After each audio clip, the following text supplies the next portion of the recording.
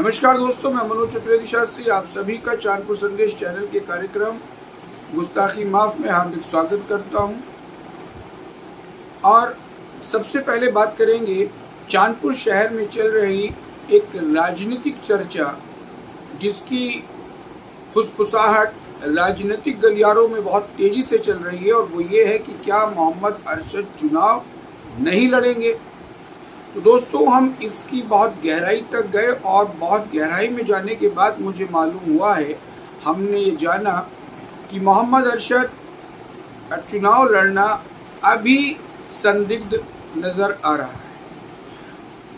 अभी ये पूरी तरीके से यकीनी तौर पर नहीं कहा जा सकता कि मोहम्मद अरशद आने वाले नगर पालिका परिषद चुनाव में शिरकत करेंगे या नहीं। दरअसल उसके पीछे कुछ कारण हैं।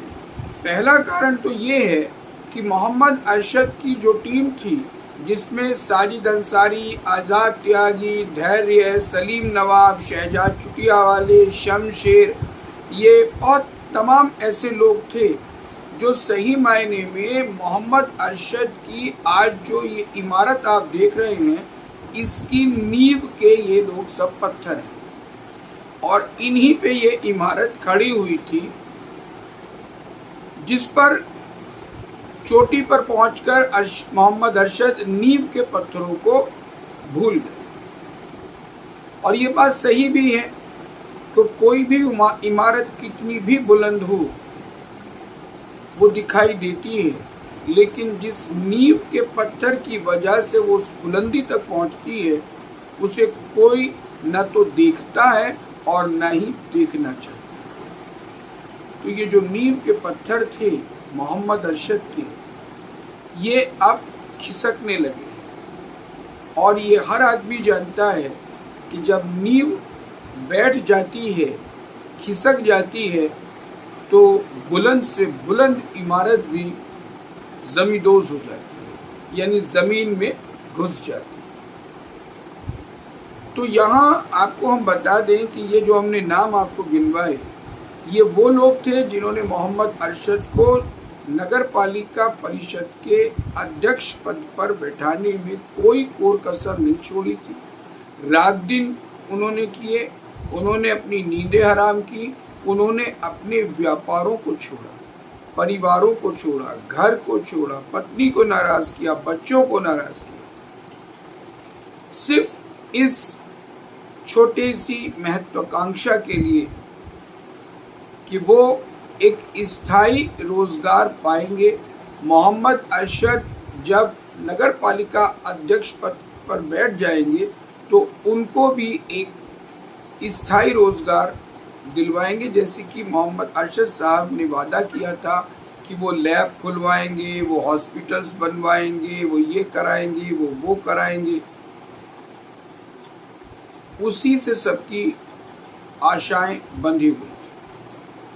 लेकिन आज ये युवा, जिसने मोहम्मद अरशद के लिए नींव के पत्थर का काम किया, जिसने अपने दिल को, अपने दिमाग को मोहम्मद अरशद के पास गिरवी रख दिया था, जिसने अपने घर, अपने परिवार, अपने व्यापार, अपने दोस्तों, अपने शुभचिंतकों की भी नहीं सुनी, और पूरी तरीके से मोहम्मद अरशद के लिए उसने जमीन आसमान सब एक कर दिया। ऐसे आयु युवा वर्ग आज हताशा की, निराशा की कगार पर खड़ा है, बेरोजगार हुआ है, पूरी तरीके से परेशान हो चुका है, अपने उस टूटे हुए व्यापार को, उस टूटे हुए परिवार को जोड़ने की नाकाम कोशिशें कर रहा है। अंधकार में भविष्य की गर्त में डूबा हुआ ये नौजवान तबका अब सहारा ढूंढ रहा है, सहारे की तलाश कर रहा है। लेकिन मोहम्मद अरशद साहब के बारे में ये बताया जा रहा है, हम हालांकि इस बात की कोई पुष्टि नहीं कर रहे, गुस्ताखी माफ, ये बताया जा रहा है कि जब शहर का नौजवान युवा गर्त में जा रहा है, निराशा में जा रहा है, बेरोजगारी में डूबा है। नगर पालिका में तथाकथित रूप से भ्रष्टाचार, कमीशनखोरी, दलाली, तमाम तरह की चीजें बढ़ रही हैं। ऐसे समय में मोहम्मद अरशद साहब विदेश में बैठे चैन की बांसुरी बजा रहे हैं। और तो और आजादी के 75 वर्ष पूरे होने पर जहां एक और पूरे भारत ने हिंदू, मुस्लिम, सिख, ईसाई, जैन, यहूदी, बौद्ध सब एक झंडे के, एक तिरंगे के नीचे खड़े हो गए और उन्होंने अपने घरों में अपने अपने त्योहारों से भी बढ़कर राष्ट्रीय पर्व को मान्यता दी। हर घर में ईद और दीपावलियां मनाई गई, दिए जलाए गए, रोशनी की गई, मिठाइयां बांटी गई, गले मिला गया। यहाँ तक कि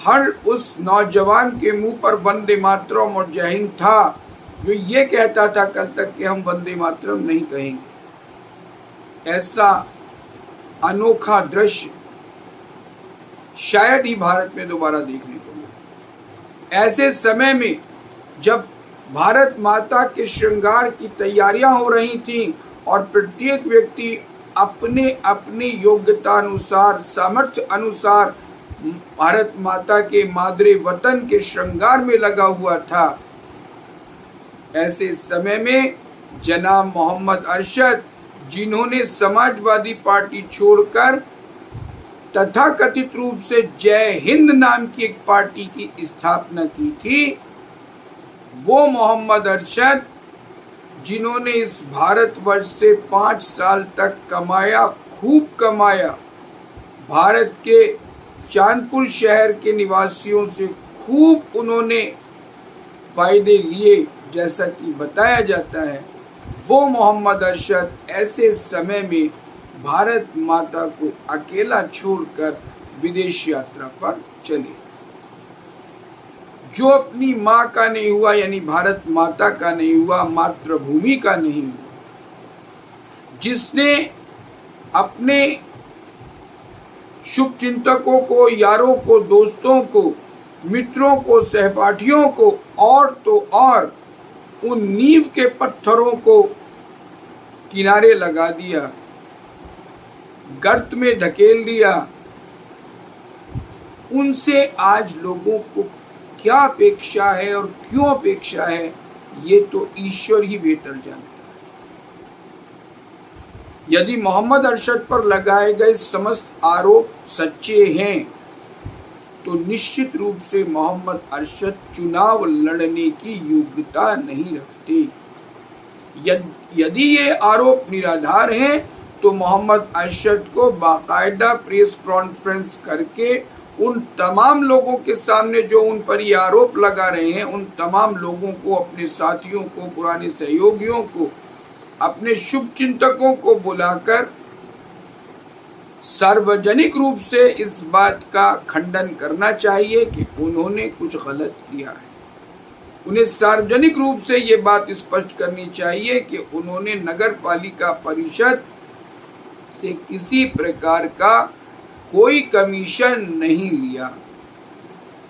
आपको बता दें, अभी कुछ समय पहले 15 अगस्त से ठीक 2 या 3 दिन पहले की बात बताई जा रही है कि मोहम्मद अरशद ने नगर पालिका परिषद के 17 सभासदों को अपने यहाँ घर पर, यानी अपनी दौलत खाने पर आमंत्रित किया, उनसे बातचीत की और उनसे कहा कि मैं 2.5% से ज्यादा कमीशन देने की स्थिति में नहीं हूं।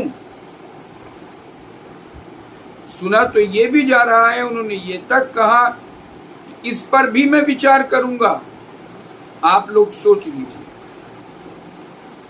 तमाम लोगों ने उन्हें हर तरह के सुझाव दिए। उन्होंने अपना बैग उठाया, गाड़ी में रखा और ओमान की यात्रा पर निकल गए, जैसा कि हमें बताया गया है। हालांकि हम इसमें से किसी भी बात की कोई पुष्टि नहीं कर रहे। दूसरी बात हमें ये भी मालूम हुई है कि नगर पालिका परिषद की अधिशासी अधिकारी और कुछ गणमान्य लोगों के सामने मोहम्मद अरशद ने कहा कि जरूरी नहीं है कि मैं अगला चुनाव लड़ूं, यानी आने वाला चुनाव। हम इसकी भी कोई पुष्टि नहीं करते। मोहम्मद अरशद पर यह भी आरोप है कि उन्होंने सिर्फ 1 या 2 लोगों को नगर पालिका के समस्त कार्यभार सौंप दिए, समस्त जिम्मेदारियां उन पर सौंप दी, और उन दोनों लोगों ने या जो भी वो लोग थे उन्होंने नगर पालिका के अंदर पूरी तरीके से तानाशाही चलाई, डिक्टेटरशिप चलाई और खूब खाया और खूब खाने दी। हो सकता है कि मोहम्मद अरशद इस बात से अनभिज्ञ हों, हो सकता है कि मोहम्मद अरशद को वास्तविक सच्चाई का न मालूम हो, लेकिन मोहम्मद अरशद पर लगने वाले जो आरोप हैं वो तब तक निराधार नहीं माने जा सकते जब तक कि स्वयं मोहम्मद अरशद उन समस्त आरोपों का खंडन नहीं करते और उनके विरोध में अपना विरोध दर्ज नहीं कराते और अपनी सफाई नहीं रखते। जनता 5 साल का हिसाब मांगेगी और जनता का ये हक है कि वो 5 साल का आपसे हिसाब मांगे, आपसे पूछे कि आप 5 साल तक कहां थे। जनता ने मोहम्मद अरशद को वोट दिया था, वो अलग बात है कि नामांकन श्रीमती फहमीदा बेगम का कराया गया। अब अगर दोबारा से श्रीमती फहमीदा बेगम चुनाव मैदान में उतर रही है तो जनता अब मूर्ख नहीं है। काठ की हंडिया सिर्फ एक बार चलती है। श्रीमती फहमीदा बेगम आज की तारीख में शारीरिक और मानसिक दोनों दृष्टिकोण से कमजोर है, क्योंकि उनकी आयु बढ़ चुकी है और जैसा कि बताया जाता है, ईश्वर ऐसा न करे, लेकिन जैसा कि कहा जाता है कि उन्हें हार्ट डिसीजेज हैं, शुगर भी है, ब्लड प्रेशर भी है और शायद हाइपोथायराइड भी है। घुटनों में भी शायद उनके दर्द रहता है। ऐसी कई बीमारियां उनको बताई जाती है। हम नहीं मानते कि ऐसा कुछ होगा, लेकिन जैसा कि कहा जाता है। उधर उनके शौहर यानी मोहम्मद अरशद साहब के पिताश्री का स्वर्गवास हो चुका है। अपने जीवन साथी के जाने से निश्चित रूप से वो मानसिक रूप से टूट चुकी होंगी, कमजोर हो चुकी होंगी और आयु के बढ़ते हुए प्रभाव के कारण उनके स्वास्थ्य पर दुष्प्रभाव पड़ना निश्चित है, सुनिश्चित है। ऐसे में मोहम्मद अरशद साहब यदि अपनी माताश्री को फिर से चुनाव मैदान में उतार रहे हैं तो ये किसी भी दृष्टिकोण से उचित नहीं है, चाहे वो सामाजिक हो, चाहे वो नैतिक हो अथवा वो मानवीय दृष्टिकोण। मोहम्मद अरशद स्वयं मैदान में उतरे। यहाँ ये भी आपको बता दें कि महिला सीट पर मोहम्मद अरशद के पास कोई विकल्प नहीं है। माताश्री अब इस अवस्था में नहीं है उनकी जो चुनाव लड़ सके और उनकी शरीक हयात, उनकी पत्नी किसी भी कीमत पर चुनाव नहीं लड़ेंगी, ऐसा हमें बताया गया है। हालांकि इस विषय में हमारी मोहम्मद अरशद साहब से कोई बात नहीं हुई, लेकिन हमें ये मालूम हुआ है और जिन्होंने बताया उन्होंने पूरे दावे और विश्वास से कहा कि उनकी शरीक हयात चुनाव में नहीं आएंगी। तो मोहम्मद अरशद के पास महिला सीट पर कोई विकल्प नहीं है। जनरल सीट पर वो स्वयं अपने आप में एक किरदार है, अपने आप में एक विकल्प है और वो अगर चुनाव लड़ते हैं तो समस्या उनके सामने आएगी। जो विदेशों में उनका व्यापार का जाल फैला हुआ है वो उनके लिए बहुत बड़ी समस्याएं खड़ी कर देगा। चूंकि अब जनता ऐसे व्यक्ति को नहीं चुनना चाहती जो केवल यहाँ पर आए, एटीएम में अपना कार्ड लगाए, पैसे निकाले और ले जाए। ऐसे किसी भी शख्स को जिससे जनता अपने दुख, अपने दर्द, अपनी तकलीफ को न कह सके, अब जनता ऐसे किसी भी शख्स को चुनना नहीं चाहती। जनता चाहती है कि जो शख्स शहर का चेयरमैन बने, जो शहर का नगर सेवक बने, वो इस शहर में ही रहता हो। भले ही वो बाहर से आके अपना यहाँ पर कमरा बनाए, कुछ करे, मकान बनाए, बहरहाल उसे इस शहर में 5 साल तक उन लोगों के दुख, दर्द और तकलीफ को समझना ही होगा जिन्होंने उसको उस बुलंदी तक पहुंचाया। और ये बात सबको जाननी हो। चुनाव को कुछ लोग बिरादरीवाद की तरफ धकेल रहे हैं, वो इसको अंसारी बनाम शेख बनाने पर तुले हुए हैं। और ये वही लोग हैं जिन्होंने कोई काम नहीं किया है, जिन्होंने शहर का कोई विकास नहीं किया। इस चुनाव को जो लोग सांप्रदायिक रंग देना चाहते हैं, कम्युनल बनाना चाहते हैं, जातिवाद पर लाकर खड़ा करना चाहते हैं, ये वो तमाम लोग हैं जो ना तो शहर का विकास कल कर पाए थे और ना आगे वाले आने वाले समय में वो कर पाएंगे। उन्हें सिर्फ इस शहर की नगर पालिका को याजूज और माजूज की तरह चाटते रहना है और अंततः कयामत आनी निश्चित है। और कोई ना कोई इमाम मेहंदी साहब आएंगे और इन याजूज और माजूज का खात्मा करेंगे। ये वो तमाम लोग हैं जो इस शहर की जनता का सिर्फ और सिर्फ बुरा सोचते हैं। उन्होंने सिर्फ इस शहर को सोने की चिड़िया मांग लिया, या यूं समझ लीजिए कि एटीएम की मशीन मान लिया। भ्रष्टाचार, दलाली, कमीशन खोरी, अराजकता और आपाधापी के कारण नगर पालिका परिषद चांदपुर आज नरक पालिका परिषद चांदपुर बन चुकी है। ऐसा कहने में हमें किसी प्रकार का कोई संकोच नहीं। पूरे शहर की जनता दबे स्वरों में यही बात कह रही है। आप चाहें तो किसी के दिल को टटोल कर देख सकते। बहरहाल अंत में हम सिर्फ इतनी ही बात कहना चाहेंगे कि पाप का घड़ा फूटता जरूर है, उसके यहां देर तो है परंतु अंधेर नहीं। इसलिए इंतजार कीजिए एक नई रोशनी का, एक नए चिराग का, एक नई सुबह का, एक नए सूरज का। इन्हीं शब्दों के साथ मैं मनोज चतुर्वेदी शास्त्री उन तमाम हताशा, निराशा और बेरोजगारी और अंधकारमय भविष्य में डूबे नौजवानों, साजिद अंसारी, आजाद त्यागी, धैर्य, सलीम नवाब, शहजाद चुटिया वाले, शमशेर और इन तमाम लोगों को यह आशा और विश्वास दिलाता हूं कि समय बदलेगा, निश्चित बदलेगा, क्रांति आएगी, आजादी मिलेगी, स्वतंत्रता जरूर मिलेगी। इस बेरोजगारी से, भ्रष्टाचार से, कमीशन खोरी से, दलाली से। जय हिंद, वंदे मातरम।